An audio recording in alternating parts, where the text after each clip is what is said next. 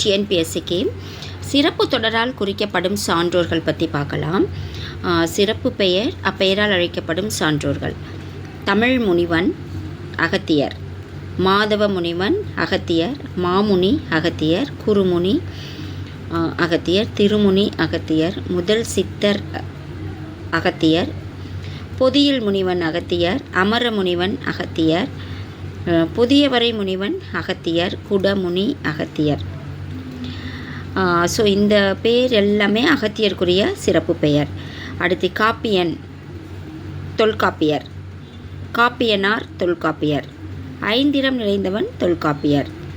நாயனார், திருவள்ளுவர், தேவர், திருவள்ளுவர், முதற்பாவலர், திருவள்ளுவர். திருவள்ளுவருக்கு வழங்கக்கூடிய சிறப்பு பெயர்கள் என்னென்னா: நாயனார், தேவர், முதற்பாவலர், தெய்வப்புலவர், நான்முகன், மாதானுபங்கி, சென்னாபோதகர், பெருநாவல், பொய்யில் புலவர், தெய்வமொழி புலவர், தமிழ் மாமுனி, சென்னா புலவர், வள்ளுவன்.